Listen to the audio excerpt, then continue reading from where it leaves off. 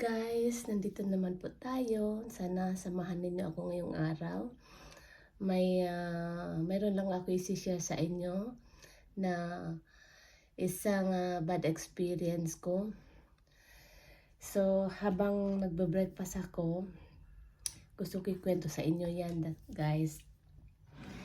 Ito, naghanda muna ako ng aking breakfast. Ito ang hinanda ko, guys, na may cheese sa loob. Tinost ko na lang siya kasi wala na akong maluto pa iba. Nabusan kasi kami ng itlog. Gusto ko sana mag-itlog. Off na naman ako today, kaya ito, nagkaroon na naman ako ng time para mag-vlog.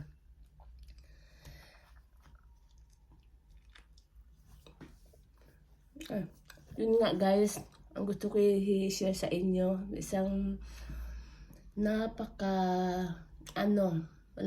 na nangyari sa buhay ko. Parang feelings ko, wala talaga akong swerte sa Pilipinas when it comes to bibili ng property. Lahat ng mga property na nabili ko, mayroon lang talagang problema. Ang una kong nabiling property, guys, ito ay matagal ko nang gustong kalimutan. Pero araw may napanood akong isang vlogger na nagsasalaysay na tungkol sa bad experience niya sa pagbili ng lupa. So naalala ko tuloy yung lupa na nabili ko. Yung unang lupa na nabili ko, guys, napakalungkot talaga, guys, kasi siyempre first timer ako, no. First time ko na magkaroon ng property na lupa. Pumili ako sa guys, sa amin sa Zamboanga. Kilala ko yung broker at kilala din ng aking kuya. Kaya nagtiwala ako, guys. Kala ko talaga legit na talaga yun. Ako pala ang naghanap. Ako ang naghanap ng lupa. Nag-search ako sa Google kung may mahanap ako na lupa. So may nakita ako na for sale. At sabi ko, mukhang kaya ang presyo. Pero sabi ko, negotiable naman. So sabi ko, subukan ko, makipag-negotiate ako kung bababa pa yung kasi ang nakalagay na presyo doon ay 700,000 cash yun. So tinawagan ko yung yung broker. So, tumawad ako, guys. Natawaran ko ng 550, pumayag. So ngayon magkikita na kami. At siyempre i-check ko yung mga documents. So ang nasa sa kanya ay yung mga copy lang muna. Ang original copy ay nasa owner. Tapos nun, nag-deal na kami. Sabi namin, sige, ako hindi magtatagal sa Pilipinas, kaya kailangan ma-solve ko yung problema lahat bago ako babalik dito. So nakipag-appointment na ako sa kanila, sa owner, na magkikita kami at kailangan maasikaso ng attorney yung yung documents, ma-authenticate. So sabi nila, okay, mayroon kaming may attorney kami, doon na tayo magkikita sa attorney. So short na lang natin na nagkita na kami sa attorney. Inayos na ang deed of sale. Inayos na ng attorney yung deed of sale. Tapos yung mga documents kailangan ganito, ganyan. So nung naayos na, magbabayad na. So wala kaming cash. So sabi namin, ita-transfer namin yung pera sa gusto naming cheque. So, sabi namin, transfer namin yung pera sa bangko at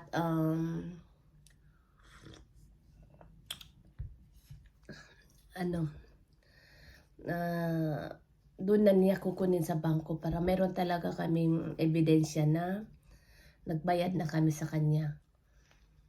So, sumama na siya sa amin, yung broker, yung agent, at saka yung yung owner. Itong owner na ito, guys, hindi daw yun sa kanya. Yun ay sa mother niya, napatay na. Pero isa siya sa beneficiaries. So, kailangan maaprubahan ng mga kapatid din yung yung documents. Kasi kasama yung mga ibang kapatid niya. So, ganun. Iksin na lang natin. So, nagbayaran kami, guys.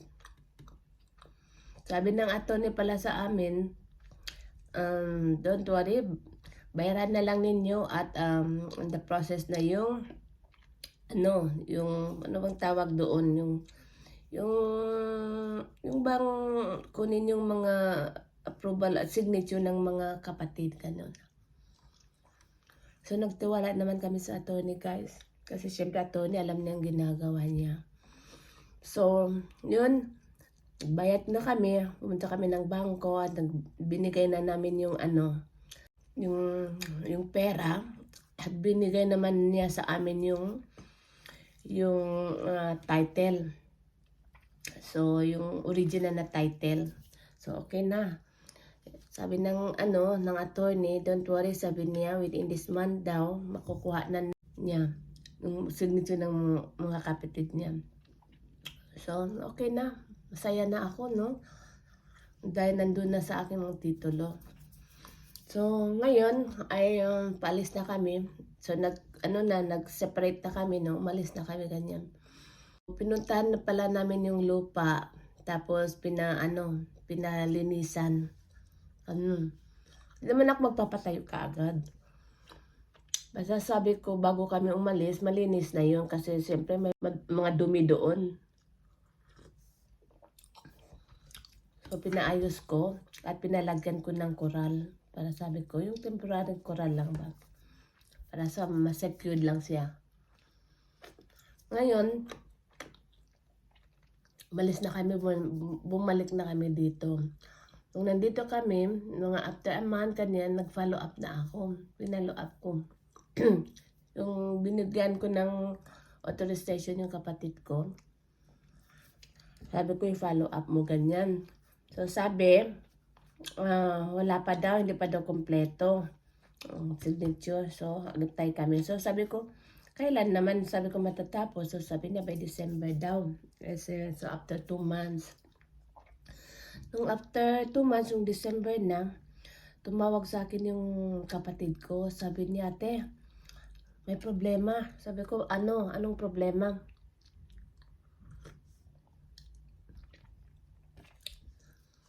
Na-confiscate daw yung land title. Kasi daw, peke daw, hindi daw yun ang original. Oh my God, talagang sakit sa puso. Nabigo talaga ako. Sabi, paano nangyari yun? Nandoon lahat yung mga notary authentication, yung mga seal na ng government, sabi ko ganun, ng mga abogado. Paano nangyari yun? Sabi niya, hindi daw yun original, fake daw. So, doon, kinuha ng ROD yung title. Ngayon, kinontak ko na yung nagbenta sa akin, yung may-ari. Sinabi ko sa kanya ganun. Sabi niya, sinungaling daw sila. Sinungaling daw yung mga ROD, hindi, yun daw ay original. Anong nagsinungaling, sabi ko? Sila na nga ang nag-check ng yung mga documents kung original ba o hindi. Imposible, sabi ko, na nagsisinungaling sila. Sabi ko pala sa kanya, sabi ko, kung hindi mo yan ma-provide, sabi ko, yung original, ay kukunin ko ulit yung pera ko. So sabi niya, ah, sige daw at ibibigay niya yung original. So sabi niya nandoon daw sa tatay niya sa Amerika. Pupunta daw siya sa Amerika at kukunin niya sa tatay niya. So nung nagantay naman ako, nasa Amerika na siya, tinawagan ko na naman. Hindi sumasagot. Sabi ko, paano ba ito? So, nag-search ako. Tinek ko yung mga kung sinong makukontak ko. So, kinontak ko yung mga kapatid. Wala, hindi ako sinasagot. Ang isang kapatid niya ay block ako. Sabi ko sa broker, sabi ko, hanapin ninyo ang tao na ito. Sabi niya, ma'am, sabi niya ganun. Sa totoo lang, sabi niya ganun. Pati daw siya ay niloko. Nalaman na lang daw niya na peke yun kasi may client daw bumili na through Pag-ibig. Nung nasa Pag-ibig na, nag-check yung Pag-ibig. Nung na-check ng Pag-ibig ay, ang sabi, hindi daw original. Kasi maraming lupa yun Marami silang lupa. Binenta. Parang 4 na to 200 plus yun. Malaki yun. Mga more than 1 hectare. Ang may-ari talaga ay yung nanay. Namatay na yung nanay. Siguro, hindi nila mahanap yung original na document. Kaya, naggawa-gawa na lang. At ito si Raulo, itong lalaki na ito. Ang mga kapatid naman, mayayaman ka na sa Amerika na. Siya lang ang nasa Pinas. So, siguro, ayun, ginawa ng itong lalaki na ito. So nakontak ko yung asawa. At sinabi ng asawa ay wala daw doon yung asawa niya at divorce na daw sila. Tingnan mo, gawa-gawa lang naman. Nakita ko sa picture nila, may mga bagong sila nung Christmas. May mga bagong picture sila. So, iksiin natin guys. Hindi ko na makontak yung hindi ko na makontak yung tao, yung nagbenta sa akin. Tapos, so, kinausap ko yung broker. Sabi ko, ikaw ang may kasalanan nito. Sabi ko, didemanda ko kayong lahat. Sabi niya, bakit naman ako masali? Sabi ko, ang broker, kailangan tingnan mo lahat ang mga documents kung original ba o hindi. Kayo ang nakakaalam niyan.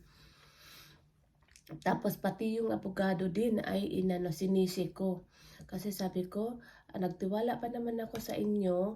Akala ko talaga mapagkatiwalaan kayo kasi abogado kayo, At yun, naggawa ka na ng deed of sale. Hindi mo man lang chinek na kung original ba yung So sabi niya, ginawa ko lang naman yun. Ang trabaho ko ay maggawa lang naman ng documents, hindi yung mag-check. Sabi ko, kahit paano kayo maggawa ng documents niyo kung hindi niyo alam na yun ay hindi original. So, in short guys, walang makapagbibigay sa akin ng details tungkol doon sa tao na yun. So, natagalan guys, dahil sa antay ng antay. Ang hirap kasi nandito ako sa London. Tapos nangyari yun sa Pilipinas na wala akong magawa. Kahit yung kapatid ko na authorize ko na gagawa, pero wala din siyang magawa. So, ang ginawa ko, nung umuwi ako the following year, punta ako sa NBI at nag-file ng case. Ganyan. So, matagal din guys. Inabot din ng siguro mga 1 taon na inasikaso nila. Wala ding nagawa guys. Kasi hindi nila mahanap yung tao. Sabi ko, ano ba yan? So, naisipan ko guys na pumunta sa Tulfo. Talagang pinagtiyagaan ko guys. Ang haba ng pila hanggat sa umabot na ako doon sa loob. At hindi ko naman nakausap si Tulfo guys. Yung assistant lang niya ang nakausap ko. At sinabi ko ganun sa ang problema. So sabi nila hindi daw sila tumutulong doon sa pag may problema sa lupa. Yung mostly daw ay domestic lang ang tinutulungan nila. So pero nagsuggest sila sa akin, ito lang ang matutulong namin sa inyo. Punta kayo dito sa NBI sa Manila at kontakin ninyo itong tao na ito at makipag-meet kayo doon.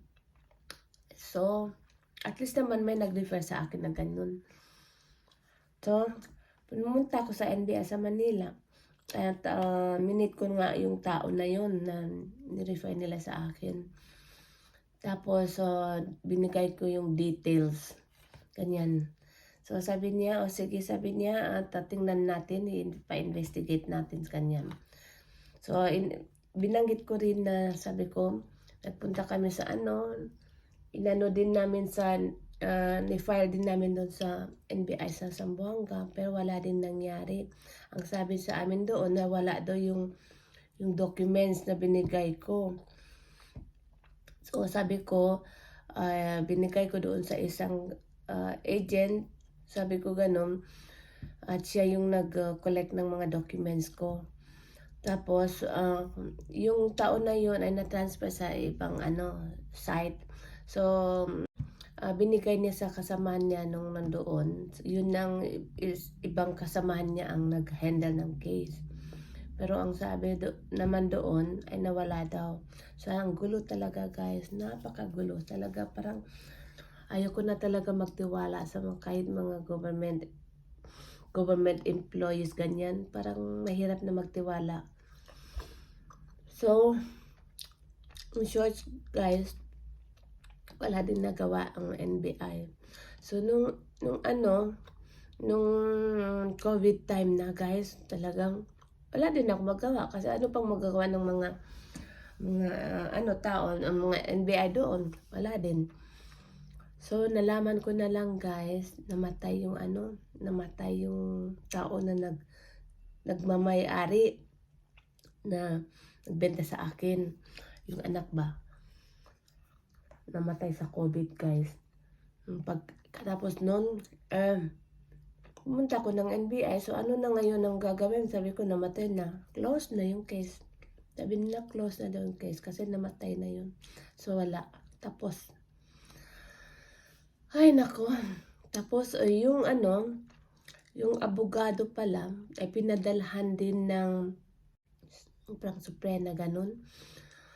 Pero siya, wala din magawa. Kasi yun ang reason niya. Tagagawa lang daw siya ng deed of sale. Tapos sinisi ko talaga ang broker. Sabi ko, kaibigan ka pa naman ng kuya ko at akala ko talagang tutulungan ninyo kami. Yung pala isa ka rin sabi ko sa pagloloko nila. So magsabay kayong lahat, sabi ko ganun. So wala akong nagawa guys. Ay nako, excited ko lang talaga that time guys na magkakaroon na ako ng sariling property. First time na magbili ng property. Tapos after that guys, mga ilang taon na, biruin mo 2014 yun guys ha. So nung ilang taon na guys, namatay din yung na COVID din yung broker, namatay. So rest in peace na lang sa inyo. Diyos nang bahala sa inyo, sa ginawa ninyo. So wala na akong masasabi, wala na kayo dito sa mundo. Ito na lamang ang masasabi ko sa mga tao. Sana bilang biktima ng ganitong fake na documents, kung bibili kayo, talagang ipapa-check ninyo lahat, pati sa ROT guys. Ay nako, actually naman pina-check ko 'yan at chineck na ng ate ko at sabi doon naman ay, nabayaran na lahat, cleared na yung ano tax. Pero hindi pa yun napakita yung document kung ano ba fake o real document. So, that time wala talaga guys. Parang naisip ko na lamang na sabi, ang bilis nila kami naloko dahil alam nila wala kaming kaalam-alam. So, ganun lang guys. Tapos, meron na naman ako nabili guys na property. At ito ay binili ko doon sa society. It's a government society. So, yun ay napakamura. Dahil nasa ano yun parang nasa parang hindi naman bundok, parang ano forest siya na parang wala pang mga bahayan doon. Mura lang siya, 300 square meter, 500 square meter binili ko. Ang benta nila ay tigpa 100. So binili ko lahat yun. Bale 500 square meter yun. So kinash ko din guys. Kasi mura lang, parang 300,000 lang. Pero sabi niya after 2 years daw magawa na ng right of way.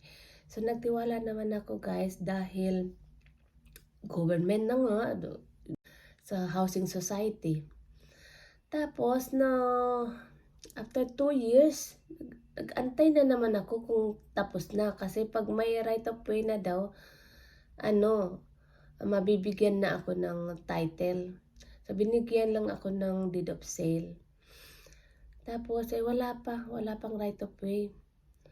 At parang mother title yun kasi napakalaki hectares yun So sabi nila, pag mabili na daw lahat, saka daw mabigyan lahat ng title. Ay naku, ano ba yan? Sabi ko mag-antay na naman ako. Ano ba ito? So hanggang kailan ba yun? 2 years back na umuwi ako ng Pilipinas, inasikaso ko, pumunta ako sa housing society. Nalaman ko guys na yung pala may-ari ng lupang na yun na ilang hectares yun na nagkautang kaya binenta doon sa society na hindi pa pala bayad. So wala ding nangyari guys. Sabi ay magpapatulong daw sa parang papatulong daw sa mayor na paggawa ng right of way yun. Parang urban area kasi yun Pero hanggang ngayon guys wala pa. So yun talaga guys ang hindi ko maintindihan na hindi ako nagkaroon ng swerte sa pagbili ng property sa Pilipinas. Kaya ang advice ko lang talaga sa inyo guys, huwag kayo padalos-dalos na magbabayad sa sa property hanggang sa ma-clear ninyo lahat yung documents na cleared sa tax, cleared yung original makukuha ninyo. Kasi ganito ang mangyayari guys sa inyo pag hindi ninyo gawin ito.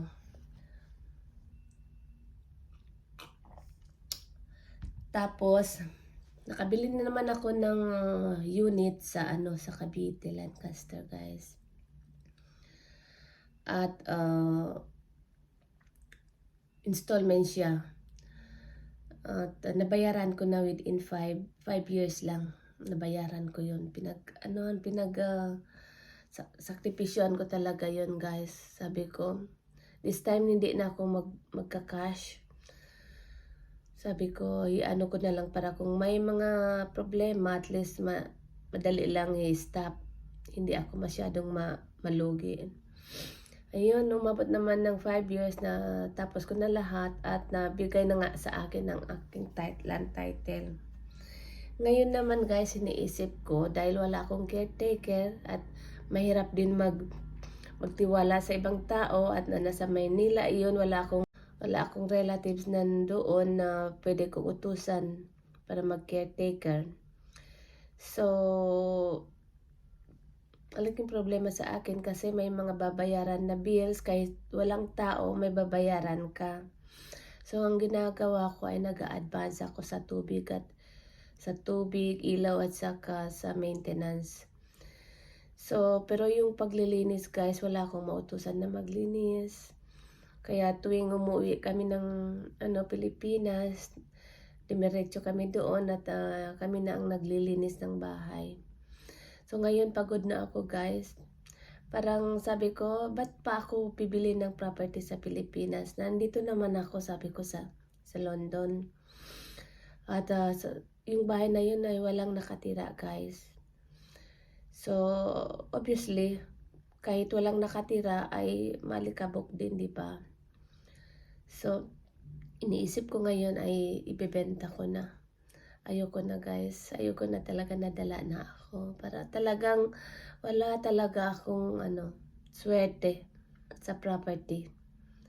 Ewan ko kung bibili pa ako ulit o hindi. Kasi